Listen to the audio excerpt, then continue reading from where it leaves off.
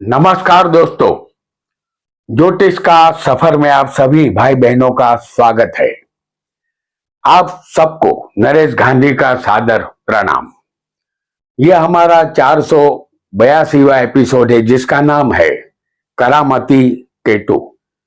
दोस्तों, हमारे स्कंद पुराण में बताया गया है कि राहु एक दानव था। जब समुद्र मंथन हुआ था तब राहु भेष बदलकर देवों के साथ अमृत पीने के लिए बैठ गया था और उसने अमृत पी लिया था, लेकिन सूर्य चंद्र के कहने पर भगवान विष्णु ने राहु की गर्दन का छेदन कर दिया था।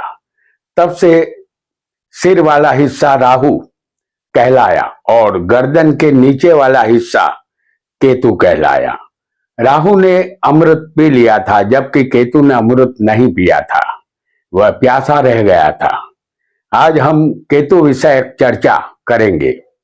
दोस्तों, हमारी कुंडली में केतु दर्शाएगा कि हमारी गति किस तरफ है।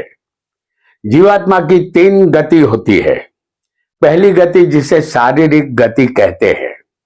लग्न हमारा शरीर है। लग्न से केतु जहां बैठा होगा उस स्थान संबंधित कारकत्व की तरफ हमारे शरीर की गति रहेगी। दूसरी मन की गति होती है।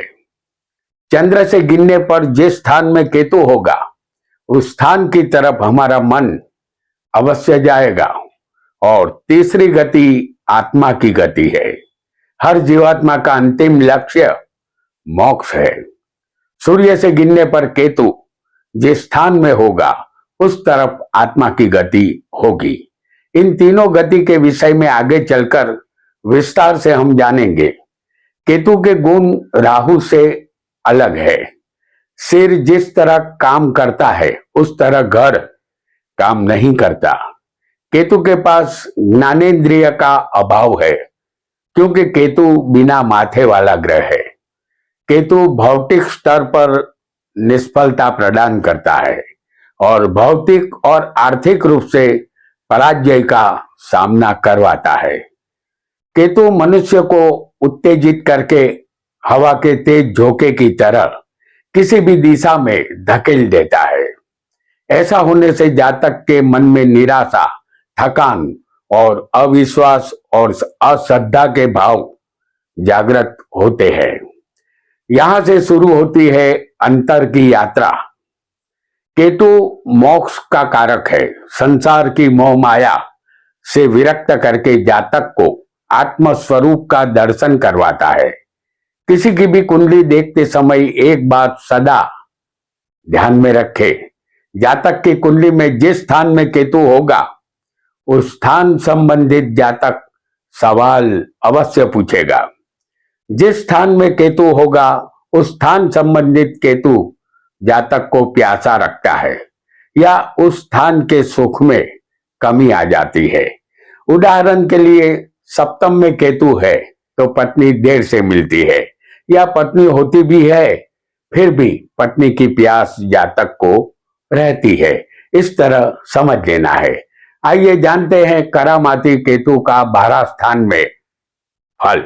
वीडियो को लाइक करें, शेयर करें और हमारे चैनल ज्योतिष का सफर को सब्सक्राइब करें। धन्यवाद। हमने आपके सामने एक कुंडली बनाई है जिसमें सिर्फ लग्न लिखा है। आपका लग्न यहाँ कोई भी हो सकता है। जिस स्थान में हम केतु दिखाएंगे उस स्थान को आपको याद रखना है। राहु केतु कुंडली में 180 अंश पर सदा आमने सामने होते हैं। वह सदा वक्री चलते हैं और उसे छाया ग्रह कहते हैं। तीसरे, छठे और 11वें स्थान में राहु केतु अच्छा फल देते हैं। केतु मंगल के समान फल देता है। हमारे शरीर की शारीरिक गति किस तरफ है यह केतु दर्शाता है। लग्न से केतु जिस स्थान में होगा उस स्थान संबंधित आपका शरीर झंखना इच्छा करता है। आपका शरीर उसी तरफ गति कर रहा है। यह शारीरिक गति होगी ऐसा समझना है। लग्न से केतु जिस स्थान में होगा उस स्थान संबंधित केतु प्यास उत्पन्न करेगा। आपकी कुंडली में यदि लग्न में केतु होगा, जैसे आपका लग्न कोई भी हो, लेकिन पहले स्थान में केतु होगा तो आपका स्वभाव अन्य से अलग होगा, थोड़ा विचित्र होगा, मुखाकृति सुंदर होगी, दुर्जनों का भय आपको रहेगा, अपने भाइयों को आप दुखी करेंगे, पत्नी की चिंता बनी रहेगी, आप गर्वीले दुर्गुणी बनेंगे, सुख का अभाव रहेगा, दूसरे के किए उपकारों को आप भूल जाएंगे, शरीर के सुख की प्यास यहां केतु उत्पन्न करता है, शरीर भोग विलास की तरफ आकर्षित रहेगा। दूसरा स्थान जो धन वाणी और कुटुंब का होता है, आपकी कुंडली में दूसरे केतु होगा तो आपके ऊपर अपने परिवार का बोझ होगा, परिवार में कलेश होता रहेगा, आपके विद्याभ्यास में भी रुकावट आएगी, आप स्वार्थी प्रकृति के बनेंगे, संतान होने की शक्यता कम रहेगी, आर्थिक स्थिति कमजोर रहेगी, फिर भी जरूरियात के मुताबिक धन आपको मिल जाया करेगा। स्वतंत्र व्यवसाय में नुकसान की संभावना रहेगी। केतु दूसरे स्थान में धन और कुटुंब की प्यास दर्शाता है।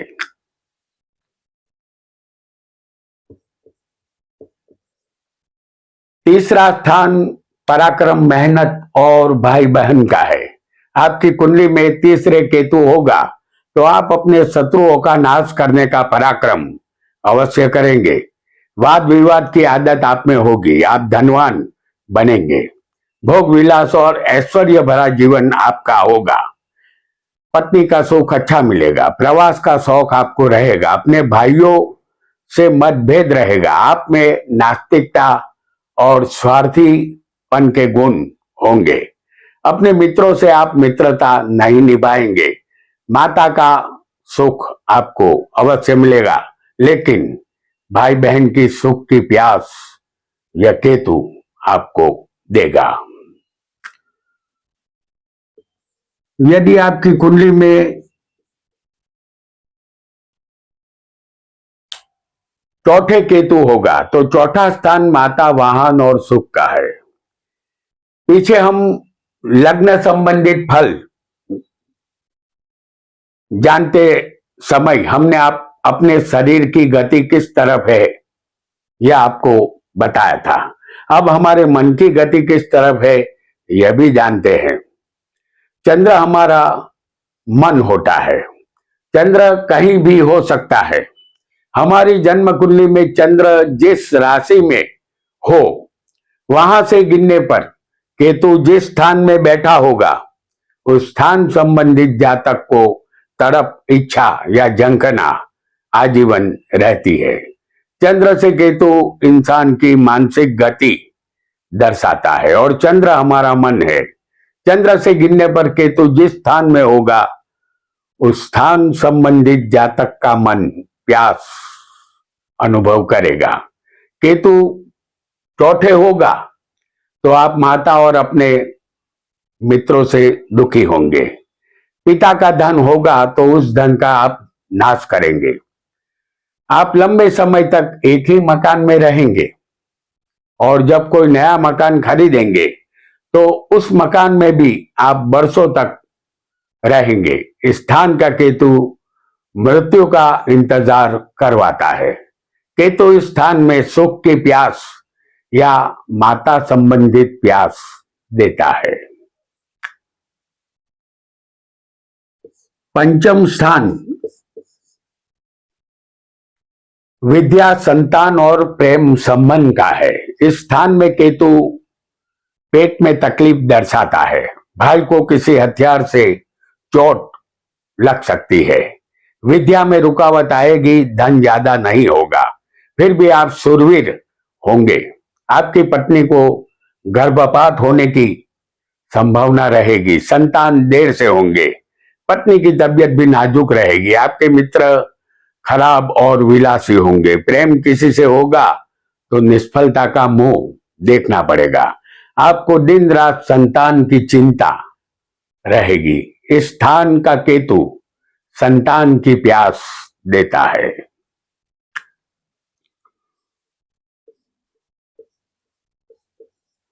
छठा स्थान रोग, शत्रु और चोट का है।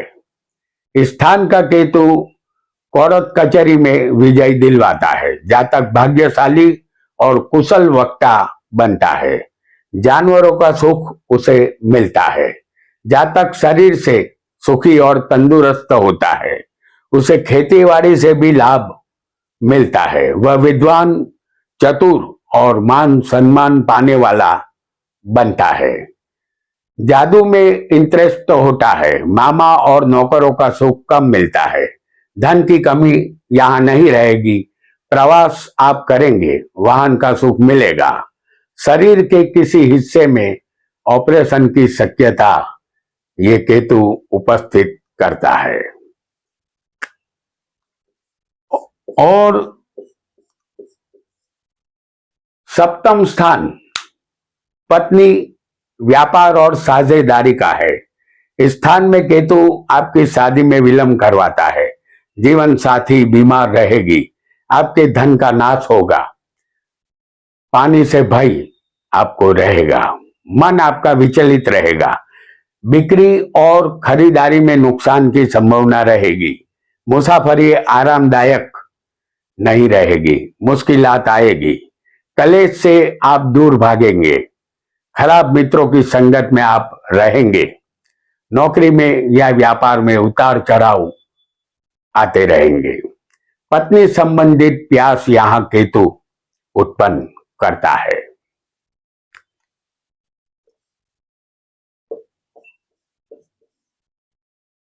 अष्टम स्थान आयुष्य, मृत्यु और बिना मेहनत के धन का होता है। स्थान में केतु घुड़सवारी से या किसी जानवर से नुकसान दर्शाता है। पत्नी आपको कलेश करने वाली मिलेगी। अनजाने धंधे में आप धन लगाएंगे। इस स्थान का केतु ऑपरेशन की शक्यता उत्पन्न करता है। आयुष्य मध्यम मिलेगा। अपनी ही कोई भूल के कारण आपको खामियाजा भुगतना पड़ेगा। यहां बिना मेहनत के धन की प्यास आपको रहेगी।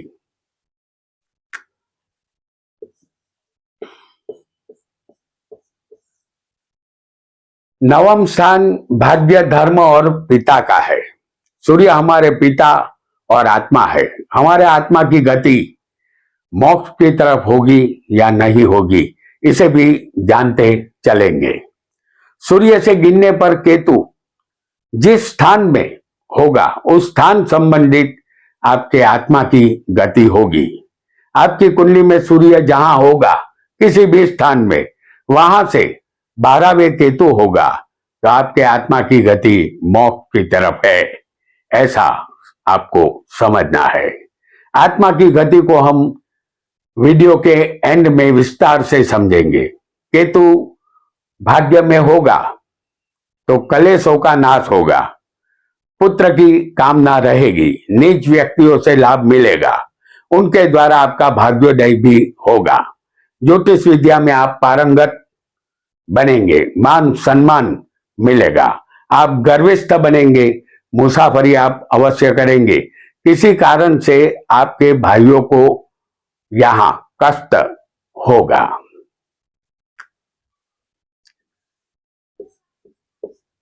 दसम स्थान कर्म और सत्ता का है। इस स्थान में केतु आपको कुशल कारीगर और नसीबदार बनाता है। आपको पुत्र संतान कम होंगे। यदि होंगे तो संबंध कम ही रहेंगे। यदि आपको वाहन का सुख मिलेगा तो सुख दुख में पलट जाएगा। वाहन बिगड़ता रहेगा। हालांकि आप सत्य वक्ता बनेंगे, लेकिन अपने पिता के सुख में आप कमी महसूस करेंगे। आत्मज्ञान की तरफ आपका रुझान ज्यादा रहेगा।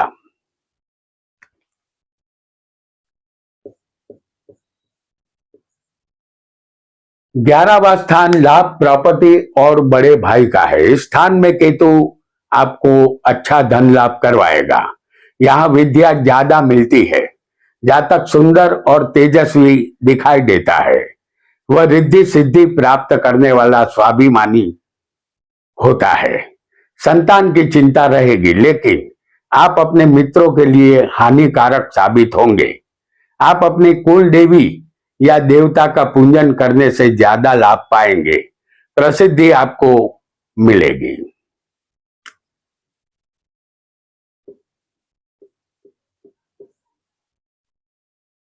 12वां स्थान व्यय, मोक्ष और बंधन का है। इस स्थान में केतु मोक्ष का अधिकारी बनाता है, ऐसा ज्योतिष शास्त्र का कहना है। 12वें केतु परिश्रम के द्वारा धन देता है। अचानक भाग्य पलट सकता है। युद्ध के मैदान में आप अपने शत्रु का नाश करेंगे। यह स्थान आपका बेडरूम है। फिर भी पत्नी का सुख कम मिलेगा। फलस्वरूप आप में वैराग्य उत्पन्न होगा। संसार की मोह माया के बंधन टूटेंगे।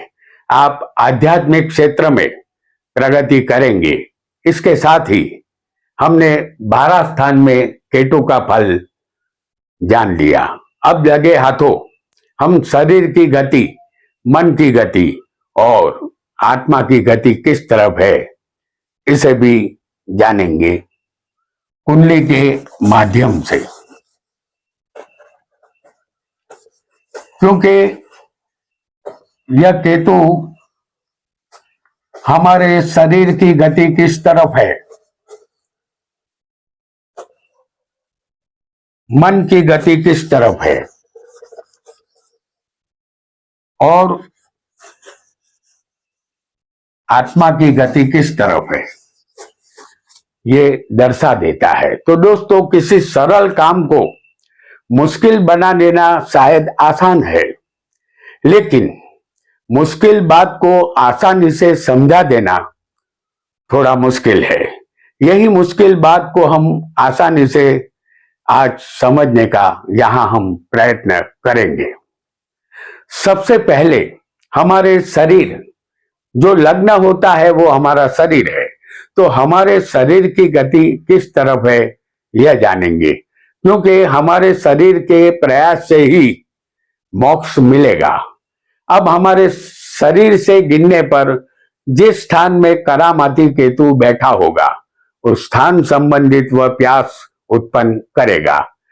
इस उदाहरण कुंडली में शरीर से चौथे, जैसे पहला स्थान लग्न हमारा शरीर है, उससे चौथे हम आपको केतु दिखाएंगे। तो यहां यह समझा जाएगा कि शरीर से चौथे केतु बैठा है। शरीर से चौथे हम केतु को आपको दिखा रहे हैं। यह स्थान चौथा जमीन, मकान, वाहन का है, जो भौतिक सुख का है। यह स्थान माता का भी है। चौथे केतु का मौजूद होना यही दर्शाता है कि आपको भौतिक संपत्ति या माता की ममता की प्यास रहेगी और यह प्यास केतु की करामात होगी, ऐसा आपको निश्चित मान लेना है। आपके शरीर की गति भौतिक चीज वस्तुओं और माता की तरफ है, ऐसा आपको समझ लेना है। अब जानेंगे कुंडली के द्वारा आपके मन की गति को। आपकी मन की गति किस तरफ है, यह जानना भी दिलचस्प रहेगा। चंद्र हमारा मन है, इसे हम दिखाएंगे 10वें स्थान में।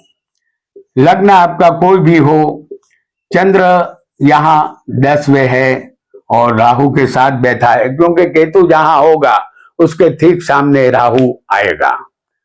तो चंद्र हमारा मन है, इसे हम दिखाएंगे 10वें स्थान में। हम देखा चुके हैं आपको। राहु के साथ केतु यहां समझ लीजिए आमने सामने चौथे है। चंद्र से गिनने पर 1 2 3 4 5 6 7, चंद्र से यहां गिनने पर केतु यहां सप्तम में बैठा है और सप्तम स्थान पत्नी का होता है। आपके मन की गति पत्नी की तरफ बराबर बनी रहेगी।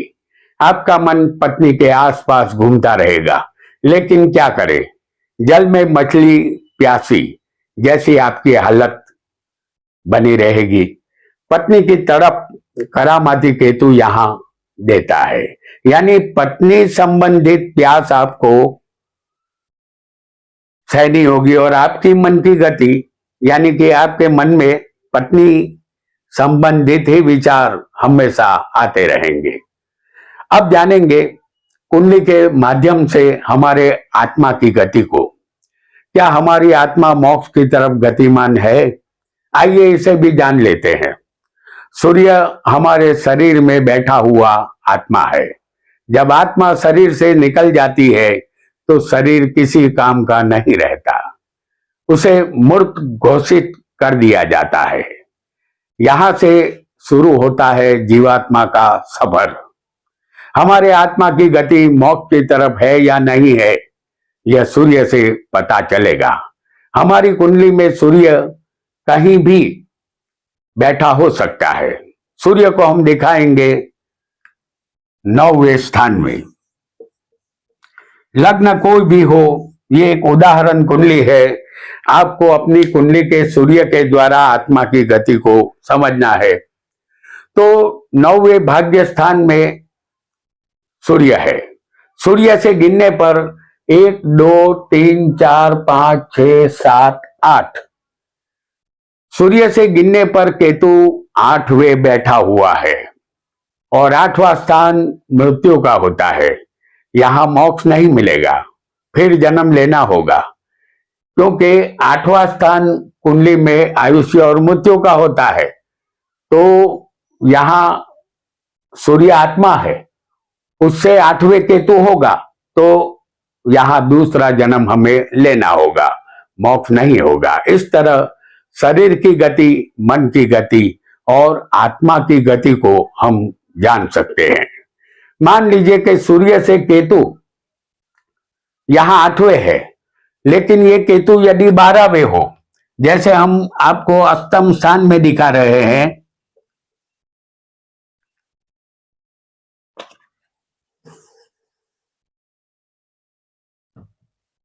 तो सूर्य से गिनने पर केतु यहां 12वें है और 12वां स्थान कुंडली में मोक्ष का होता है, यानी केतु अष्टम स्थान में है। यदि ऐसा होगा तो ये करामती केतु सूर्य से गिनने पर 12वें होगा।